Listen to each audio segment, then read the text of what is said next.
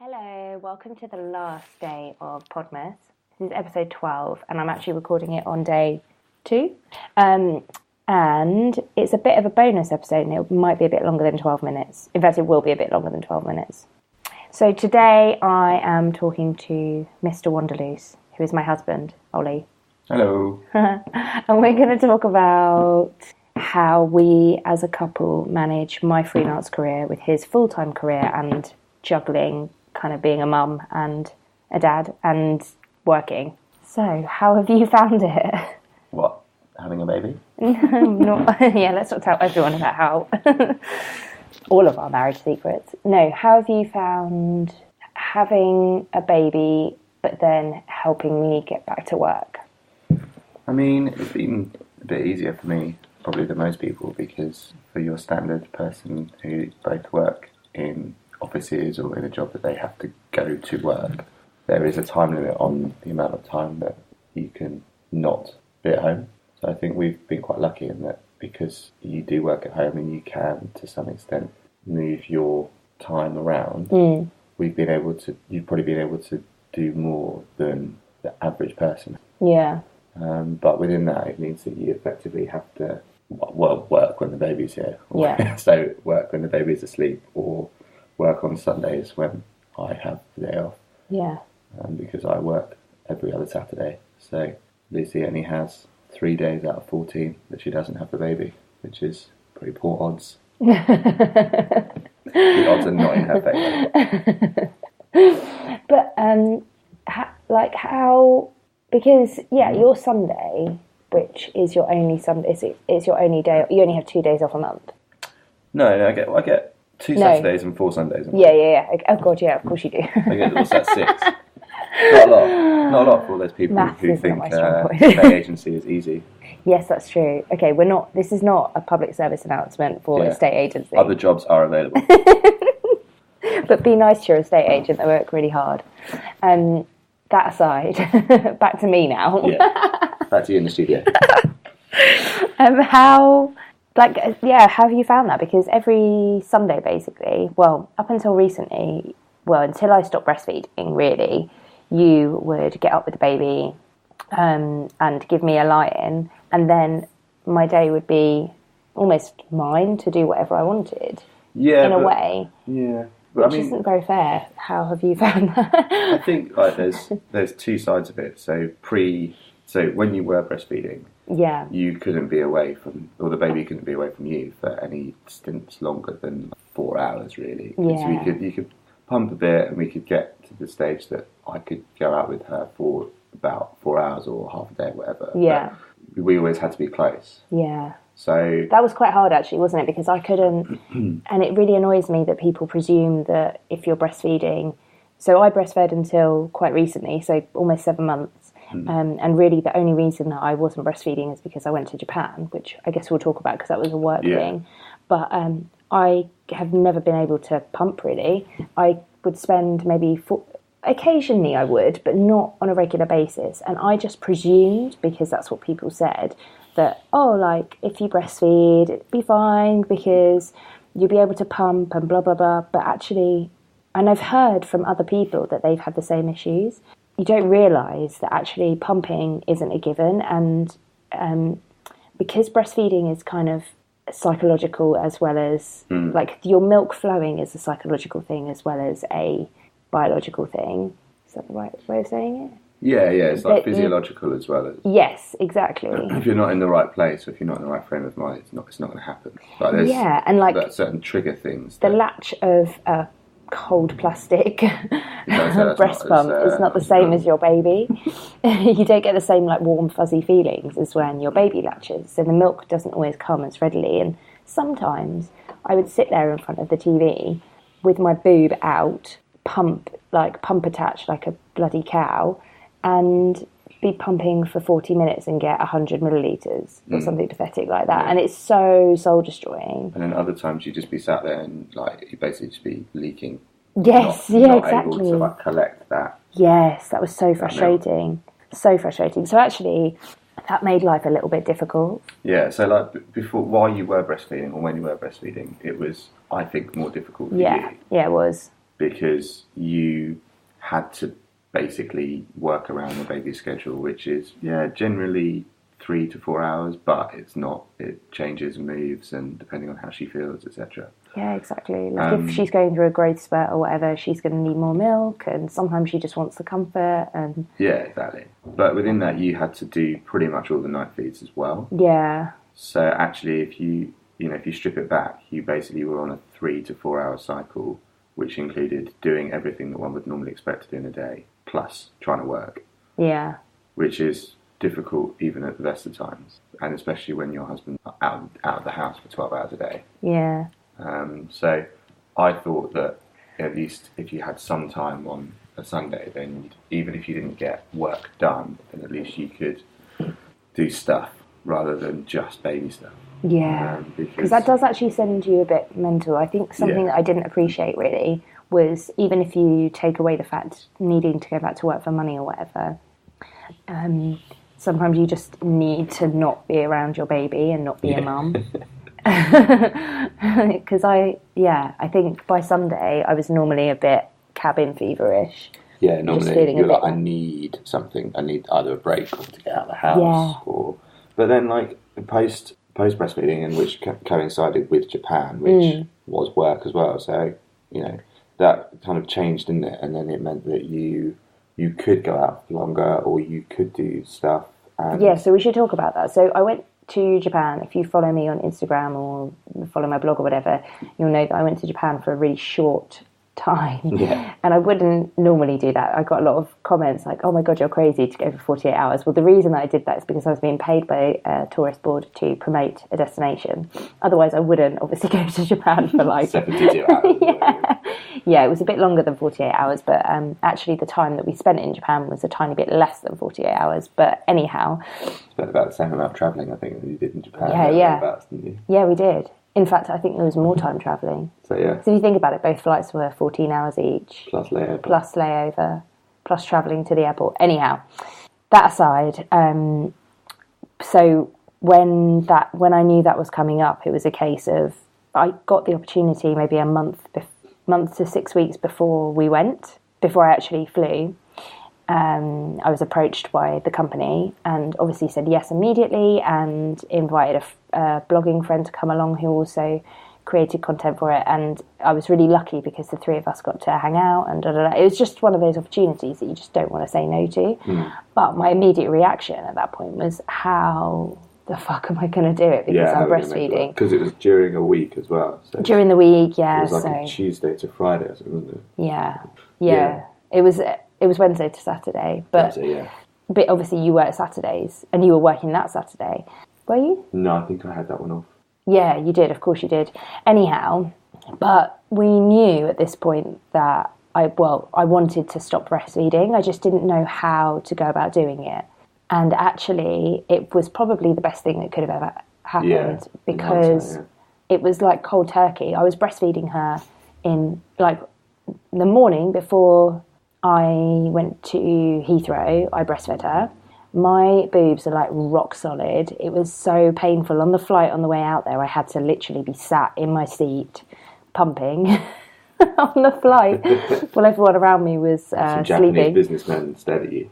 Yeah, luckily it was just a really sweet woman next to me, and obviously my friend Lauren was on the other side of me, so it was no drama. But and the plane was so noisy you couldn't hear the normal pump noise.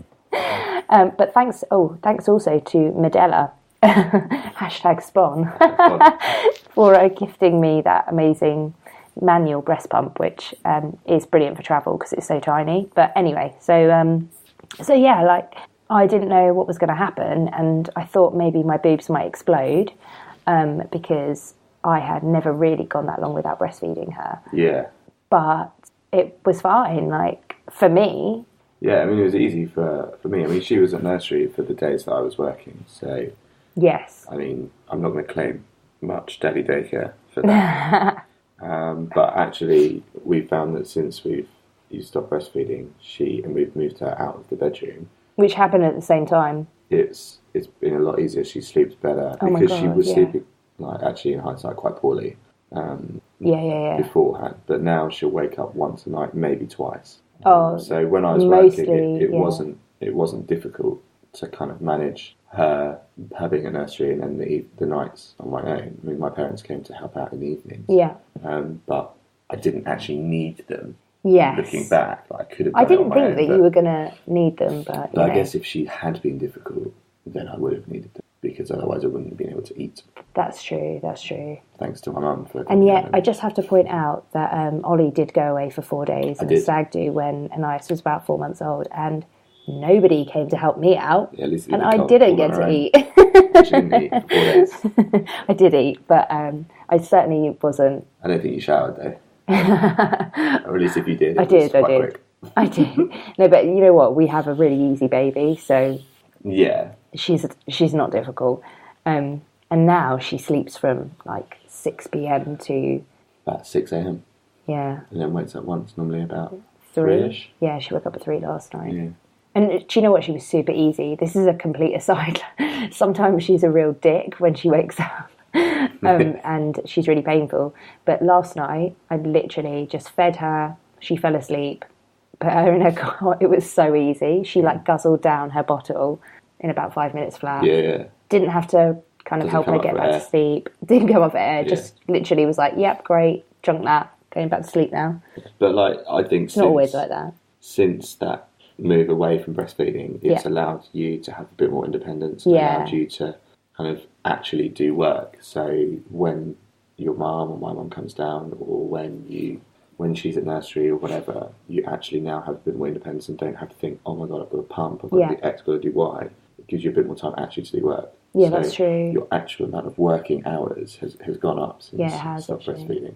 The other thing that I think would be cool to talk about is our decision to send her to nursery, because I was chatting to somebody, another freelancer who has a baby who's a little bit older, I think maybe 9 months, and she was saying about, justifying the cost of nursery when you're a freelancer, and I had that real, that was at the back of my mind always with nursery. And there's lots of different options, isn't there, for childcare? And we did try out the whole like family helping, because so both of our mums, we're really lucky. They're both awesome, and we get on with both of them really, really well. And they help out fairly regularly, but not to the level where you could book them in for like a 9 till 6 every single week. It's not. They both live 2 hours away. They live quite far away. Yeah. So having family look after Anais kind of on a regular basis isn't an option for us. It's like a bit of a bonus. So you'll get maybe. Well, your mum will come down once a week, once a fortnight. Sometimes, for half a day. Yeah. And then my mum will do roughly the same, but also half a day. So and hers is a bit more. Both fluid, sets they're a bit more erratic. Or both of them are quite erratic, because your mum, like they both have lives out, and your mum. Yeah, both work. Yeah. And your mum. Yeah, and my mum looks after my nephew full time, so it like she has like not that much time, but also neither of them are able to always do like. To kind of say, I can do Wednesday every week for this amount of hours for the foreseeable. Yeah. We're really lucky because both sets come down a lot and help us, and I know that that's not the case for the majority of people, especially when you live in London. But anyhow, so family wasn't an option in terms of full-time care, and then we looked into childminders, and I think a friend of mine, her mum was a childminder. And she had a childminder for her little ones, and I have friends who've used childminders and found it really, really helpful, because they are cheaper than nursery, I think, typically. Yeah. And there's a website called childminder.co.uk, and I think that's kind of it might even be childminder.gov. I'm not really sure, but Google of childminders. Yeah, basically, and you can see if they've got CRB checks and stuff like that. I found it quite difficult actually navigating that system, and I didn't find anyone that was particularly close or easy or whatever. There weren't many local ones, were there at all? No, because that's the thing with a childminder. You have to then, I suppose it's different depending on the childminder, but you'll have to drop the baby off at their house. Yeah. I guess same for nursery, you have to drop them off. But if the nursery is 5 minutes away and the childminder is 20 minutes away. Exactly. And you've got to be there at 8 o'clock in the morning and then go to work. Yeah. It's an easy decision, isn't it, from a time point of view. But when I was pregnant, I'm so glad I did this as well, because it's so much easier to do stuff before, like when you're pregnant. I looked at a couple of nurseries then just to get it out of the way, and I found a place that I liked. Yeah, it was just pretty close. Really close, yeah.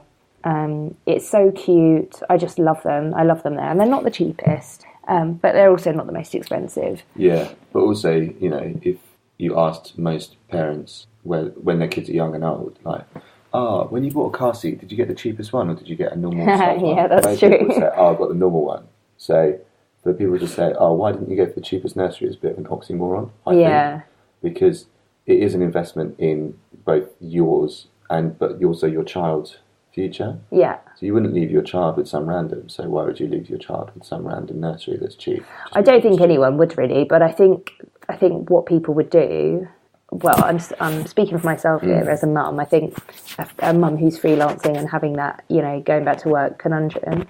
I think what actually happens is that we go, we're not worthy of paying this money and investing in our careers, so we'll just stay at home and try and do everything and feel a bit frustrated. Which is, But I was really lucky because you were super, super, super supportive, and it was actually between Sheryl Sandberg and you,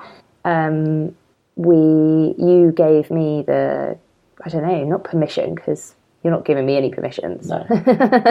I can do, won't I? Because we thought, you know, this isn't, like you said it's an investment in... Yeah, it's the same as if you were to look at starting up a cafe and, you have to refurb the cafe, you need to buy X, Y and Z and it's going to cost you 10 grand to set up your cafe. If you look at a freelance business and say, I need to work 2.5 days a week or 3 days a week, whatever it may be, and the cost of nursery is X, and therefore my investment over the coming 3 months is, I don't know, £2,000 probably, if that. If you were to be a businessman and look at your ROI, it's obvious which one you're going to pick. Yeah. And in fact, most people don't look at it like that. Most people think, oh my God, I'm spending all this money now. But yeah, you're spending money now in order to accumulate money in the future. It's like a pension or it's like a savings account. Yeah. People wouldn't say, you shouldn't pay into your pension. Or, that's so true. You shouldn't set up a savings account. Never know what's going to happen to it. Yeah. It's insane. Apart from Tom. Who works in pensions, but we probably shouldn't reveal all of his secrets. Yeah, that's a good point. He also supports Tom Hotspur, but that's irrelevant for this conversation. But yeah, like I think that people come about it at the wrong way, and I think that is partly the way our society is that a lot of the burden. That's the patriarchy. It's the fault of the patriarchy. Yeah. As head of the patriarchy, a lot of the burden of who pays that cost is the female side of the family. Yeah. And actually, so if you think about it, if that was a male cost, if you were to do a straw poll of 100 men and 100 women, and you said to 100 men, right, you can either pay £1,500 a month and go back to work and earn X, or you can not pay £1,500 to stay at home. Yeah. What percentage of those men would invest that £1,500 and go to work? And if you did the same for women, 100 women, I'm pretty sure you'd find that the men, the vast majority, at least 90%, would say, no, I'm investing that money because of X, Y, and Z. Yeah. But women would think of it from a different aspect because of the patriarchy. But actually, if it's slightly different how you think about it as a man and a woman, but also, it's one of those things that I don't think most people can like live at home with a baby full time with nothing else and not go a little bit crazy. And that doesn't have to be. That's like not a judgment. No, people can. It doesn't have to be earning money. Like just having an outlet outside of looking after children. And the same is true for people who work. Yeah, I agree. And we all get surprised when they burn out, but they've worked 20 hours for 10 years. It's exactly the same. So in terms of nursery costs, the kind of a bit of a misnomer, or something that I think will really hold people back, is looking at it in terms of, as the woman, I pay this amount of money, and we send her for the minimum amount, don't we? 1.5 days a week.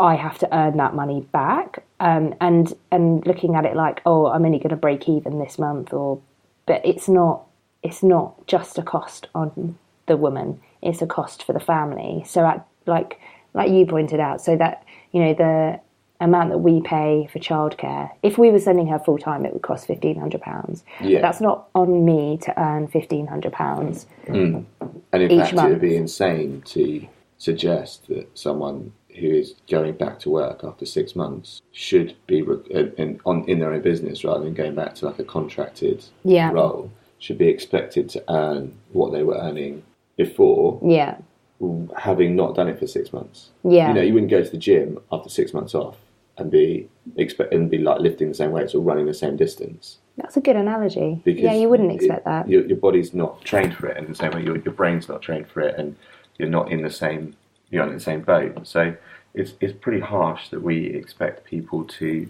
do this. But we do. And it's ridiculous, and the government needs to look at it.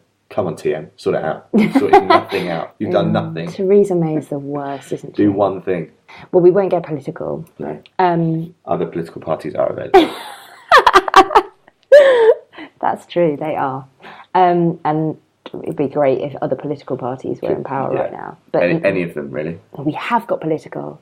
Anyway, let's ignore that. Let's move cut on. that out. No. So if you're someone who is freelancing like me, or just, if you're a freelancer, if you're self-employed, you're a mama and you want to go back to work, but you're stressing about childcare and things like that, there are a few options, and you know what, like, if I'm honest, none of them are perfect, but don't think of the money that you're spending on childcare. If you're lucky enough to be able to afford it, don't think that that's just on you and that's on you to earn back. And even if, like, for the first couple of months, you're not even earning any money after paying childcare, that's not a waste. I suppose that's what I want to say. It's not a waste. And I know this is coming from a place of massive bloody white privilege, in that I am middle class and all the rest of it, and have a husband who is a high earner, so can afford to be in this position and all the rest of it. I don't want to go into my financial. Here's my here are my bank details. And check my national insurance payments for you. Hey, I'm all paid up. Yeah, allegedly. Hey, not allegedly. I am. Fuck you, HMRC. No, don't ever be mean to them. They're nice people. Please don't listen to this podcast, HMRC. Stop it. I don't want to have to edit this. Okay. Yes, I've forgotten what I was saying now. I've lost my train of thought. Yeah, you were saying that if you're if you are investing in that time, don't feel like you're not earning money. I was putting the caveat of this is my truth, but it's not going to be the same for everybody because everyone's got a different financial situation. But one of the things that I did as well is looked at my different revenue streams, and I'm going to be focusing more on some of the other ways that I earn money next year. And I probably won't be doing as much journalism because it doesn't work out as well for me, because there's so much time investment. Yeah, your pounds per hour, it's not as great. Yeah, exactly. Yeah, that's a better way of putting it. I was rambling. But so I'll be focusing on some of the other work that I do where I get paid a lot better, but I do it a lot less, which is kind of stupid. Yeah, thinking about it like a business. Yes, basically, yeah. I'm totally thinking about my business as a business. Yeah, it might mean that, you do one day extra of stuff that's not necessarily quite so creative. It isn't my favourite, yeah. But, it brings in more money, so... And it pays for the creative stuff. Yeah, exactly. It gives you the freedom to do that stuff. Yeah. Which is... Gives me the freedom to create this lovely free content. Free content for you. But that's what it's all about, isn't it? That's why people set up freelance business, or why people go freelance. Yeah, exactly. Is so that they have the freedom to do what they want to do. Yeah. very rarely, I think, that people set up freelance businesses in order to earn billions of pounds. That's true. It's about time, isn't it? And lifestyle and all the rest of it. Yeah, and all of those things added together into some kind of crazy formula to bring you happiness. But it's very deep. Yeah, very economic. Yeah. I think that's a really good point to end it on. Thank you for listening. Carry on tweeting me. I don't know why I say carry on. Nobody has tweeted me about Podmas. Nobody seems to care about it, but maybe by the 12th day you will. Subscribe to the podcast, like it, review. If you're going to say something nice, if you're not going to say something nice, then just don't say anything at all, or send me a message on Instagram and tell me you hate it. That's fine. If you need to get that, that out there, then you can do it in other ways. On Reddit. Yes, tweet me at Wanderluce I'm at Wanderluce on Instagram and Facebook, and you can join the super exclusive, awesome Facebook group for What She Said podcast. It's really fun. I think that's it. Have a nice day. Have a nice day.